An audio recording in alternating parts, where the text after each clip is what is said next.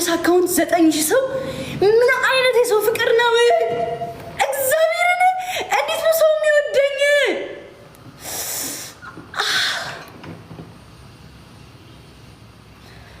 አዲስ አካውንት ከፍቼ 9000 ሰው እያየኝ ነው። ምንድነው ጌታ ለኔ ምንድን ለኔ ራሱ ግራ ነው የሚገባኝ። እግዚአብሔርን ላይክ አሁን የከፈትኩት እኮ ከአንድ ሰዓት በፊት 9000 ሰው አለ እኔ ቤት። ለምንድን ነው እንደዚህ የምትወዱኝ?